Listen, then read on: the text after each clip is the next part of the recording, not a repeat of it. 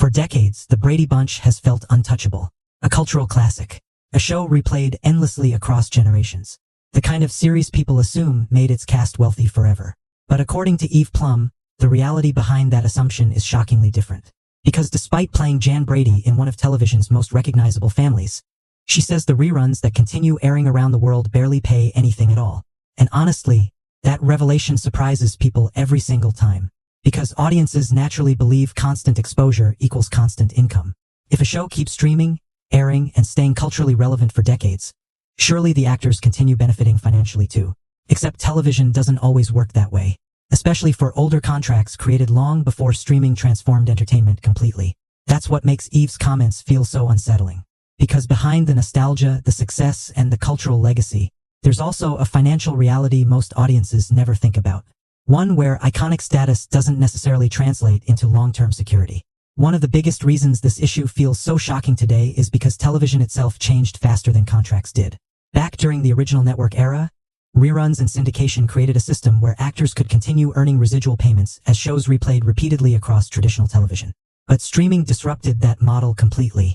And according to stars like Jodie Sweetin from Full House, many actors now see dramatically smaller residual checks, or almost none at all. That's the part audiences rarely see. A show can remain massively popular online while the people who helped build it receive very little financially from its continued success. And that contradiction sits at the center of a much bigger conversation happening across Hollywood right now. Who actually profits from nostalgia? Who benefits when old shows continue generating massive engagement on streaming platforms years later? Because viewers assume actors are sharing equally in that success. But according to many performers, that's often far from reality. And once people understand that, the entire idea of television fame starts looking very different. But honestly, this story connects with people for a deeper reason than just celebrity finances. It challenges the illusion of success itself. Because from the outside, actors associated with legendary shows seem permanently secure.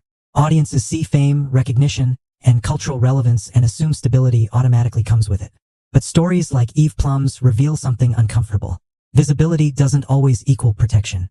Legacy doesn't always equal wealth.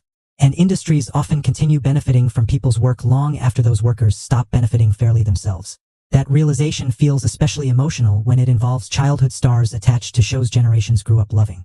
Because audiences feel connected to those memories personally. They assume the people behind them were rewarded accordingly. And when they discover otherwise, it changes how nostalgia feels.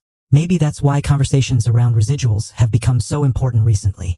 Because streaming created convenience for audiences, but also exposed financial systems many performers say no longer reflect the value their work continues generating. And maybe that's the real message hidden underneath all this. That sometimes, the people who helped create the most beloved parts of pop culture history aren't the ones profiting most from it today.